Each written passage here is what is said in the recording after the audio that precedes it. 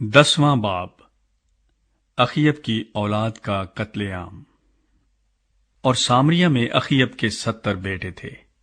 सो Yahoo ने सामरिया में यज़राइल के अमीरों यानी बुजुर्गों के पास और उनके पास जो अखीयब के बेटों के पालने वाले थे खत लिख भेजे कि जिस हाल तुम्हारे आका के बेटे तुम्हारे साथ हैं और तुम्हारे पास रथ और घोड़े और फसीलदार शहर भी और हथियार भी हैं, सो इस खत के पहुंचते ही तुम अपने आका के बेटों में सबसे अच्छे और लायक को चुनकर उसे उसके बाप के तख्त पर बिठाओ और अपने आका के घराने के लिए जंग करो। लेकिन वो निहायत हिरासा हुए और कहने लगे, देखो, 2 बादशाह तो उसका मुकाबला ना कर सके, बस हम क्यों कर सकेंगे। सो महल के दीवान ने और शहर के हाकिम ने और बुजुर्गों ने भी और लड़कों के पालने वालों ने याहू को कहला भेजा, हम सब तेरे खादिम हैं और जो कुछ तू फरमाएगा वो सब हम करेंगे। हम किसी को बादशाह नहीं बनाएंगे। जो कुछ तेरी नजर में अच्छा हो सो कर। तब उसने दूसरी बार एक खत उनको लिख भेजा कि अगर तुम मेरी तरफ हो और मेरी बात मानना चाहते हो तो अपने आका के बेटों के सर उतार कर कल यज़राइल में इसी वक्त मेरे पास आ जाओ। उस वक्त शहजादे जो 70 आदमी थे शहर के उन बड़े आदमियों के साथ थे जो उनके पालने वाले थे। सो जब ये नामा उनके पास आया तो उन्होंने शहजादों को लेकर उनको यानी उन 70 आदमियों को कत्ल किया और उनके सर टोकरों में रखकर उनको उसके पास यज़राइल में भेज दिया। तब एक कासिद ने आकर उसे खबर दी कि वो शहजादों के सर लाए हैं। उसने कहा कि तुम शहर के फाटक के मदखल पर उनकी 2 ढेरियां लगाकर कल सुबह तक रहने दो। और सुबह को ऐसा हुआ कि वो निकलकर खड़ा हुआ और सब लोगों से कहने लगा, तुम तो रास्त हो। देखो, मैंने तो अपने आका के बरखिलाफ बंदिश बांधी और उसे मारा, पर इन सबों को किसने मारा। सो अब जान लो कि खुदावंद के उस सुखन में से जिसे खुदावंद ने अखीयब के घराने के हक में फरमाया, कोई बात खाक में नहीं मिलेगी, क्योंकि खुदावंद ने जो कुछ अपने बंदे एलिया की मार्फत फरमाया था उसे पूरा किया। सो याहू ने उन सब को जो अखीयब के घराने से यज़राइल में बच रहे थे और उसके सब बड़े बड़े आदमियों और मुकर्रब दोस्तों और काहिनों को कत्ल किया, यहाँ तक कि उसने उसके किसी आदमी को बाकी न छोड़ा।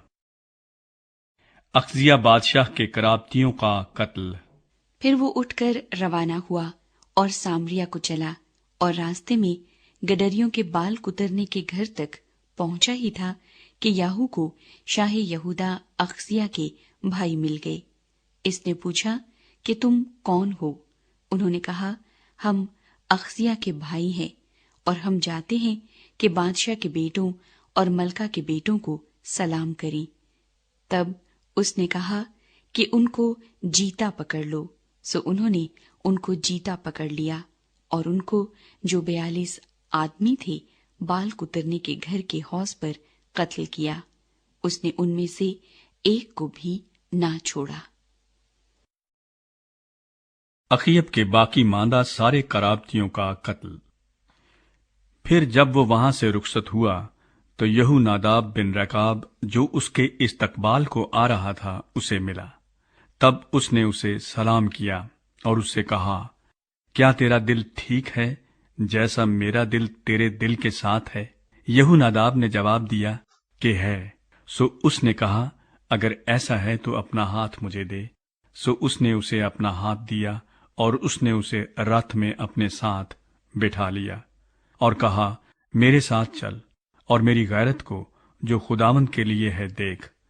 सो उन्होंने उसे उसके साथ रथ पर सवार कराया और जब वो सामरिया में पहुंचा तो अखीयब के सब बाकी लोगों को जो सामरिया में थे कत्ल किया, यहां तक कि उसने जैसा खुदावंद ने एलिया से कहा था उसको नेस्तो नाबूद कर दिया। बाल के पुजारियों का कत्ल। फिर याहू ने सब लोगों को फराहम किया और उनसे कहा कि अखीयब ने बाल की थोड़ी परस्तिश की, याहू उसकी बहुत ही परस्तिश करेगा।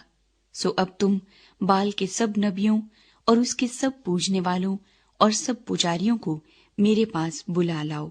उनमें से कोई गैर हाजिर न रहे, क्योंकि मुझे बाल के लिए बड़ी कुर्बानी करना है। सो जो कोई गैर हाजिर रहे वो जीता न बचेगा। पर याहू ने इस गर्ज से कि बाल के पूजने वालों को नेस्त कर दे, ये हीला निकाला था। और याहू ने कहा कि बाल के लिए एक खास ईद की तख्तीस करो। सो उन्होंने उसकी मुनादी कर दी और याहू ने सारे इस्राएल में लोग भेजे और बाल के सब पूजने वाले आए, यहाँ तक कि एक शख्स भी ऐसा न था जो न आया हो। और वो बाल के मंदिर में दाखिल हुए और बाल का मंदिर इस सिरे से उस सिरे तक भर गया। फिर उसने उसको जो तोशाखाने पर मुकर्रर था हुक्म किया कि बाल के सब पूजने वालों के लिए लिबास निकाल ला। सो वो उनके लिए लिबास निकाल लाया। तब याहू और यहूनदाब बिन रिकाब बाल के मंदिर के अंदर गए और उसने बाल के पूजने वालों से कहा कि तफ्तीश करो और देख लो कि यहाँ तुम्हारे साथ खुदावंद के खादमों में से कोई न हो, फकत बाल ही के पूजने वाले हों। और वो ज़बीहे और सोखनी कुर्बानियां गुजरानने को अंदर गए। और याहू ने बाहर 80 जवान मुकर्रर कर दिए और कहा कि अगर कोई इन लोगों में से जिनको मैं तुम्हारे हाथ में कर दूं निकल भागे, तो छोड़ने वाले की जान उसकी जान के बदले जाएगी। और जब वो सोखनी कुर्बानी चढ़ा चुका तो याहू ने पहरे वालों और सरदारों से कहा कि घुस जाओ और उनको कत्ल करो, एक भी निकलने न पाए। चुनाचे उन्होंने उनको तहे तेख किया और पहरे वालों और सरदारों ने उनको बाहर फेंक दिया और बाल के मंदिर के शहर को गए। और उन्होंने बाल के मंदिर के सतूनों को बाहर निकालकर उनको आग में जलाया और बाल के सतून को चकनाचूर किया और बाल का मंदिर ढाकर उसे संडास बना दिया, जैसा आज तक है। यूं याहू ने बाल को इस्राएल के दरमियान से नेस्तो नाबूद कर दिया। तो भी नबात के बेटे युरबाम के गुनाहों से, जिनसे उसने इस्राएल से गुनाह कराया, याहू बाज न आया। यानी उसने सोने के बछड़ों को मानने से जो बैतेल और दान में थे किनारा कशी ना की। और खुदावंद ने याहू से कहा, चूंकि तूने ये नेकी की है कि जो कुछ मेरी नजर में भला था उसे अंजाम दिया है और अखयब के घराने से मेरी मर्जी के मुताबिक बर्ताव किया है, इसलिए तेरे बेटे चौथी पुश्त तक इस्राएल के तख्त पर बैठेंगे। पर याहू ने खुदावंद इस्राएल के खुदा की शरीयत पर अपने सारे दिल से चलने की फिक्र न की। वो युरबाम के गुनाहों से, जिनसे उसने इस्राएल से गुनाह कराया, अलग न हुआ। याहू की वफात। उन दिनों खुदावंद इस्राएल को घटाने लगा और हिजाईल ने उनको इस्राएल की सब सरहदों में मारा, यानी यरदन से लेकर मशरक की तरफ जिलाद के सारे मुल्क में, और जद्दियों और रूबीनियों और मनसियों को अरोएर से जो वादी अर्नून में है, यानी जिलाद और बसन को भी। और याहू के बाकी काम और सब जो उसने किया और उसकी सारी कुव्वत का बयान, सो क्या वो इस्राएल के बादशाहों की तवारीख की किताब में कलमबंद नहीं? और याहू अपने बाप दादा के साथ सो गया और उन्होंने उसे सामरिया में दफन किया और उसका बेटा यहूआखिज उसकी जगह बादशाह हुआ। और वो अरसा जिसमें याहू ने सामरिया में बनी इस्राएल पर सल्तनत की 28 बरस का था।